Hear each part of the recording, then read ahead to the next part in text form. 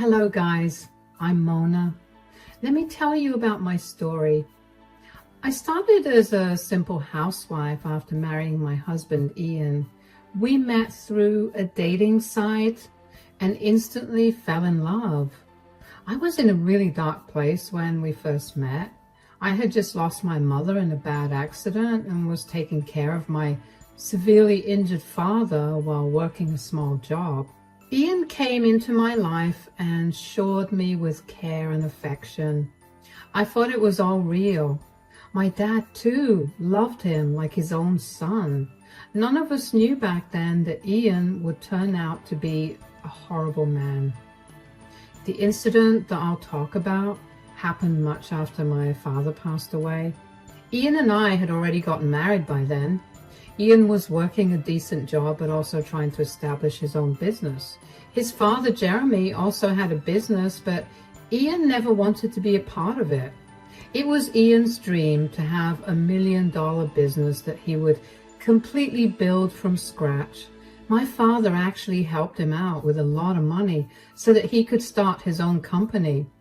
Actually, you can say that my inheritance was cut in half because of the money my father gave him. He had really loved Ian and thought that he would make me happy. But fate had other plans. I quit my job and stayed at home after our marriage. It was actually Ian who insisted on me leaving my job. He said, "Your father is getting sicker, Mona. You need to be around him more." "I don't know how I'll handle everything, Ian. I have to go to work, take care of our home and take care of my father as well. It's honestly draining me." "Why don't you just quit your job? I can support us." "Really? You would do that? Won't that be a problem?" "No, Mona, it won't be a problem. My father-in-law is helping me build my own business. The least I can do is to make sure he gets to spend as much time with you as possible." Back then, Ian's sweet gesture had warmed my heart. We had multiple discussions and in the end agreed that it would be okay if I left my job. It's allowed me to have more time with my father and I'm still grateful for that. But I had failed to realize that Ian wasn't the man I thought he was. He changed into a different man after my father died. He started to yell at me for small things and didn't even show affection anymore. I was already drowning in sorrow and he was of no help. Back then, I thought that all the stress was from Ian trying to establish his business. He was quite close to launching it after my father died, so I blamed it all on work pressure. Instead of relying on him for comfort, I decided to do something nice for him. On the day of his office inauguration, I decided to throw him a party. He didn't want me at the office inauguration, so I decided to just have a surprise party at home to show him how proud I was of him for working so hard. Guys, I had meticulously planned this party and did my level best to surprise my husband. He was busy preparing to launch this business and I wanted to reward him for that. I had noticed that he had become a little distant from me, but I chalked it up to him being busy with the business, so I ignored that red flag and happily went on to make a huge arrangement for a surprise party. I invited all our close friends and family members. I personally went to several vendors to get the best supplies for everyone. I put in a lot of effort and wanted to do something special for my husband. I sometimes wish I wouldn't have wasted my time like that. I did manage to arrange a grand party, but I never expected to be turned into a fool on that very day. On the day of the party and office inauguration, I told my husband that he needed to come home soon. He was very irritated and didn't even want to talk to me. I did my job and worked around the house quietly while he got ready to go to work. When he was almost done with breakfast, I said, "Honey, you need to come home early today. Please come home as soon as the office inauguration is done." "I don't have lots of free time to come home early, Mona. I have things to do and a business to run." "I know that, Ian. You're working very hard and I can see that. You know I won't ask you for anything unreasonable. Well, you're being unreasonable right now. I am a busy man, so you can't just expect me to come home whenever you demand. It's just one day, Ian. Can't you do this for me? It's inauguration day anyway, so you won't have a lot of work. You are asking me to sacrifice my work to come home early for you? Have you ever stopped to think about what puts food on your plate? No. Why would you care? You are just a housewife. I guess it's wrong for me to expect you to care when all you can do is make demands. I'm not demanding anything, Ian. It's a simple request. I never ask you to sacrifice work for me. It's something important. That's why I'm asking you to come home early. Fine, I will come early. Now, can you please shut up and let me have my breakfast in peace? You don't have anything to do, but I will be slaving my butt off at work. At least let me eat in some silence. Ian seemed even more irritated than before when I started to talk. His tone was extremely bad, and his mood wasn't all that great either. The way he spoke to me and dismissed me really hurt my feelings. He even gave me a little lecture about how I don't know what he goes through because I was a housewife. It was demeaning, but I let it go. I had a habit of letting things go because I was in love with my husband. I didn't want to lose him, so I kept my head down and did whatever he wanted me to do. I'm sure any woman in my shoes would have been extremely offended and even started a fight with their husband that morning. Now that I think back on it, I definitely should have fought with him. At least that way, I wouldn't have been a complete doormat to him. But what I did that morning was shut my mouth and let my husband have his breakfast in peace. I did exactly what he wanted. He was already in a bad mood and I didn't want to make him any angrier. Ian ate in silence and left in silence as well. I didn't bother him anymore. To be honest, I did feel very hurt at the way Ian spoke to me. I knew very well that he was being snarky and said some really disrespectful things to me, but I pushed everything to the back of my mind.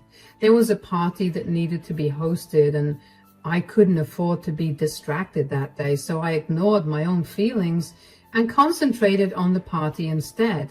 I had planned to speak to Ian privately a day after the party to address some issues that had arisen in our relationship.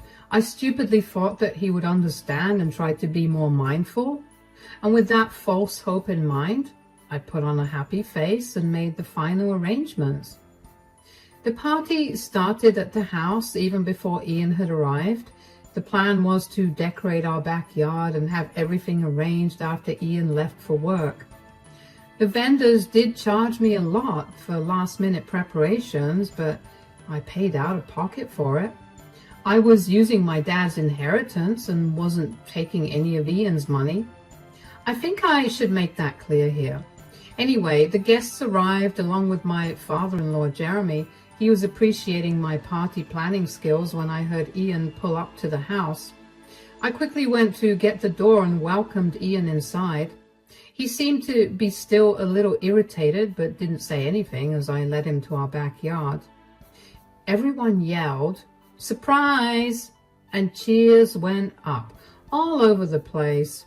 Ian just looked at everything very stoically and then turned to me to say, "What is this? Did you arrange this?"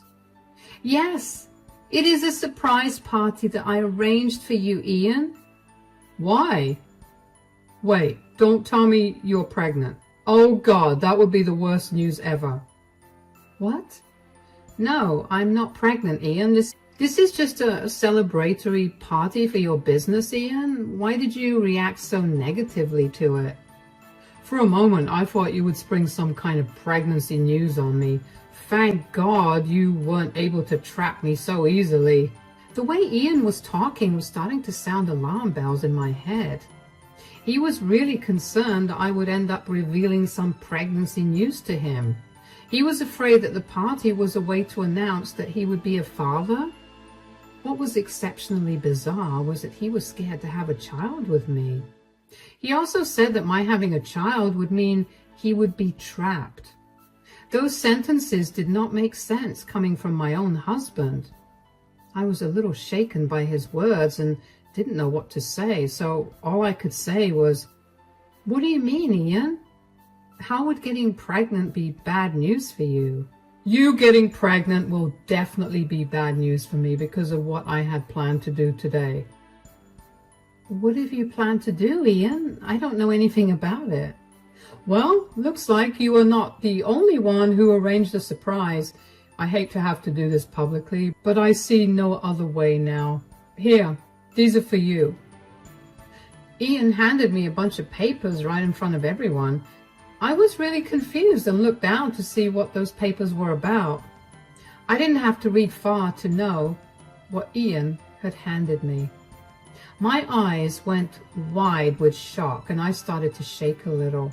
I looked at Ian in disbelief and desperately wanted him to tell me this was a prank or a joke. However, Ian was stone-faced, looking at me like he was annoyed by my very presence. His voice gave it away when I said, Are these divorce papers?" "Can't you read, Mona? Of course they're divorce papers." But why, Ian? What happened? Why would you want to divorce me?" "Why would I want to divorce you? Are you really asking me that? Answer me first, Mona. Why should I stay married to you in the first place? I have literally no reason to stay married to you." "What are you talking about, Ian? We love each other. That's why we got married in the first place." Ian started to laugh when I said that. I was horrified by his reactions. I even started to softly cry when I realized that he wasn't joking about the divorce papers. My mind was a mess and I didn't even notice what the guests' reactions were. I was pretty sure that they were as surprised and confused as I was. They looked on while Ian laughed and continued to say, "Get off your high horse, Mona. Why do you think I still love you? I never loved you to begin with." "What? You never loved me?" "No, I never loved you. My biggest mistake was getting into a relationship with you." "Then why? Why did you marry me?" "Well, I wanted to break up with you, but I couldn't. Your father promised to invest in my business, and I knew he would have backed away if I'd broken your heart." So you used me for money? All this was for money? Did you never really love me, Ian?" "No, I never loved you. Well, I thought I could get used to you or something, but that didn't happen. You're just a dim-witted housewife who will never be able to have my love and admiration, so I've decided to finally call it quits and move on. That's what the divorce papers are for." Those words did it for me. I fell to my knees and started to bawl because I hadn't expected the love of my life to say those things to me. That day, right in front of everyone, Ian had said that he had no feelings for me. He had just married me for money and regretted being with me in the first place. He had literally given me the impression that he was a loving and caring man. That day, I saw a very different side of him. He was nothing short of a monster. Ian was a cold, calculating, evil man who had nothing but greed in his heart. And I had wasted 5 years of my life on a man like that. My heart broke so badly that I could barely hold back my tears. Right in front of everyone, I cried my eyes out while my friends rushed in to calm me down. I was in such a bad state I couldn't even speak, but I did hear my father-in-law take a stand for me. I heard him say, "Are you insane, Ian? What on earth are you talking about?" "I only told the truth, Dad. It's too bad Mona can't handle reality. I'm done pretending I love and adore my wife. She's nothing but a useless woman." "I didn't raise you to treat women like that, Ian. You have really crossed your limit and said some horrible stuff about Mona. This is unacceptable. I can't believe my son had grown up to be such a greedy and selfish man." "Oh, please, Dad, there's no need to lecture me. I did what I had to do to establish my business. I have already said that I tried my best to be with Mona and adjust, but she's just too dumb and useless for me." "How dare you call your own wife dumb and useless, Ian? Have you forgotten what she had done for you? She literally took care of you for 5 years, and now You were saying that she's just useless? Come on, Dad. Being a housewife is not a big deal. Yes, she took care of me in my house, but I also fed her in return. I gave her financial security that she could only dream of since she wasn't capable of anything. You are dead wrong, Ian. Mona is much more capable than you are. You are just being a blind and prejudiced man. If she's such a catch, she can find herself another man or maybe a job. I'm not going to stay with her any longer. I have my own business now, and all I need is a smart wife who would help me run my business. A girl like her is only good for middle-class people with 9-to-5 jobs. Jeremy and Ian had a huge fight, and they argued for quite a while. Things got pretty heated between them, and people had to step in and separate them. Though my guests helped break up the fight between Jeremy and Ian, they were on my side. Most of our guests were vocally telling Ian that this was a bad idea and that he was making a huge mistake. A lot of my friends and even his own family members berated him for what he was doing. Ian remained stoic and only kept saying that he deserved someone better, and a businessman like him wouldn't be with a dumb woman like me. After what felt like ages, I got up from the ground and looked at Ian to say, "You really regret marrying me, don't you, Ian?" "Yes, I regret marrying you. But maybe it was a good thing because I wouldn't have your father's help otherwise." "So, I was only good for the money, wasn't I? You don't feel anything for me and think I'm a dim-witted woman." "That's right. You're just a housewife who's of no use to me anymore. Don't try to beg me to stay, Mona. It won't work on me." "Very well then, Ian, if that's what you think. I won't beg you to stay. You want a divorce, right? Fine. I'll give it to you. As long as your terms are fair, I won't fight the divorce." Ian seemed satisfied with my answer and said that he expected me to hire a lawyer and set up a meeting, saying that he simply retreated to the house and didn't even look back. He didn't care about the party I had set up. Maybe I was stupid for thinking that, but I had spent a lot of effort hosting the party. Ian cared nothing about it. All he wanted was to get away from me. He didn't like that his guests, including his own family and friends, were speaking against him, so he didn't even bother to stay. After he whirled around and left, I started to cry again. People came to my side and comforted me as long as they could. I requested them to have dinner before they left because I didn't want the food to go to waste. We actually sat down for dinner where everyone advocated for me and told me how they thought Ian was being a horrible man. Some of them even offered to talk to Ian and drill some sense into him. I politely declined. The dinner went on and Ian didn't even bother to show up. After everyone left, I simply went to the guest room to sleep. In the next few days, I moved out of the house and into a friend's place. The house was in Ian's name and he had inherited it from his grandfather before our marriage, so I had no claim to the place. I had to leave anyway, so I left as soon as I could. I didn't want to be around him anymore. He mostly ignored me, but every time I looked at him, I was reminded of his betrayal and his nasty attitude. So when my friend offered me her place until I got a job, I immediately took the chance and left. After I moved out, Jeremy wanted to speak to me one day. We met in the local cafe and talked. Jeremy said, "I'm sorry for what my son has done, Mona. I can't believe I raised a horrible man like that. I don't even know where I went wrong." "It's okay, Jeremy. There's no use blaming yourself. It's not your fault. This is all on Ian." "You're right, Mona. You know, when he introduced you to me and my wife, we were thrilled to know you. We knew you would make our son very happy." "Well, looks like I failed to do that, Jeremy. I let down both of you." "Don't be ridiculous, Mona. My wife would be turning in her grave if she saw how badly Ian treated you. You actually did a good job. Without your help and support, he wouldn't have been able to start his stupid business. Your contribution to his life is something he just can't appreciate. It's his loss, actually. I have accepted that my contribution means nothing to him, Jeremy. In his eyes, I'll always be a useless housewife." At that point, I had tears in my eyes again. I don't know why I cried for a nasty man like Ian. Maybe I was just crying for my own hurt self. You might think that I don't have any self-esteem, but that's not true. I knew I had been disrespected. Those tears were for my innocent self, who thought she could have a happy life with Ian. Seeing tears in my eyes again, Jeremy's face softened and he said, "Do you want me to speak to Ian again, Mona? I can do that, you know. Maybe I'll call some of his friends and family and make him see that he's wrong." "No, Jeremy, I really appreciate your help, but I don't want that. I can't forget what he said to me. Jeremy, I think it's better for me to move on." "So, you're dead set on a divorce?"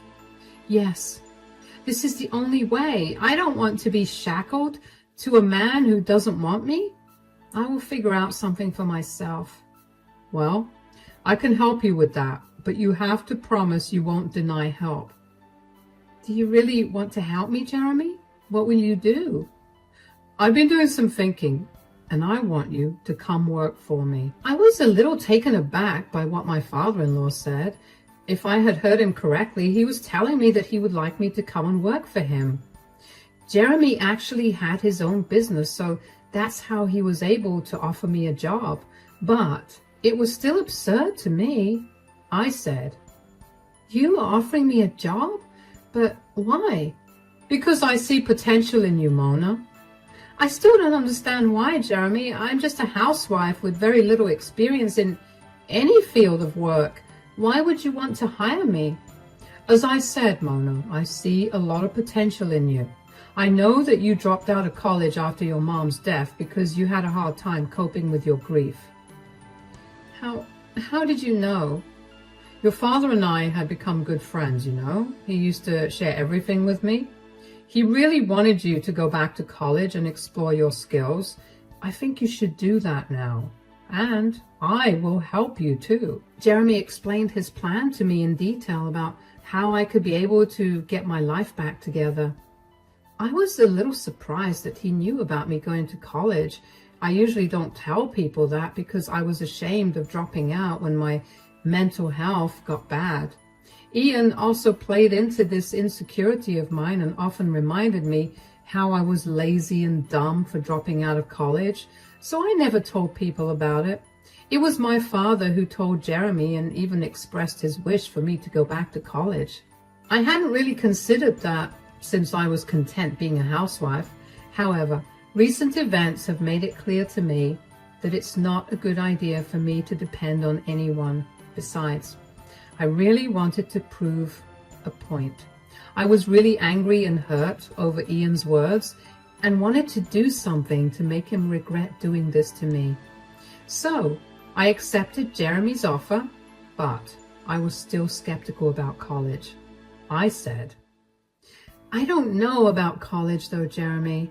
I don't have much money anyway. I'm pretty sure whatever I have left from my dad's inheritance will be gone to hire a lawyer. Then I would have to sustain myself till I get alimony." "Oh, you don't have to worry about that, Mona. You can join straight away, so you will be on a payroll soon. You can also take classes once the divorce has been finalized and Ian buys you out of the company." "But if you do that, you'll be going against your son, Jeremy. He might end up hating you and not speaking to you again." "Well, it'll be a good thing because I don't want to speak to him either. He has become a horrible person and my own morals wouldn't allow me to be in his company anymore. Our relationship pretty much ends here." I gave Jeremy some time to think about this. In fact, I needed some time to make a decision as well. In the end, we decided to go ahead with our plan. I started to work at Jeremy's company while also preparing for a divorce.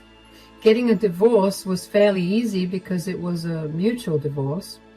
Ian didn't put up a fight when I asked him for 50% of his company. He had plenty of money stashed away from his last job because he had been planning to leave me for a while. Since Ian's company was in its infancy, Ian thought it would be the best time to buy me out. He was confident that his business would make big profits, and when that happens, the money he spent on me wouldn't matter. Anyway, the divorce happened in the next 8 months.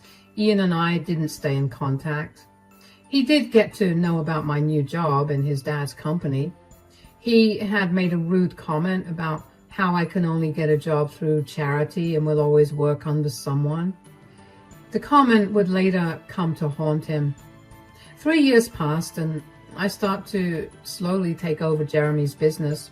I went to college with the money I got from my divorce. After completing my degree in business studies, I started to take active control of Jeremy's company at his insistence. By then, he had been completely cut off from Ian, who didn't want him around anyway.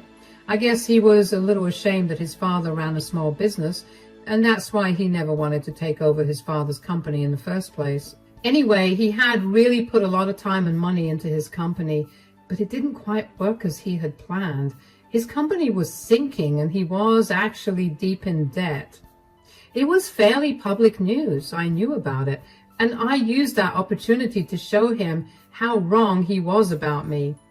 Ian and I ran into each other at a business conference. He was stunned to see me and said, "Hey, Mona, nice to see you after so long." "Hello, Ian. It really has been a long time since I've seen you."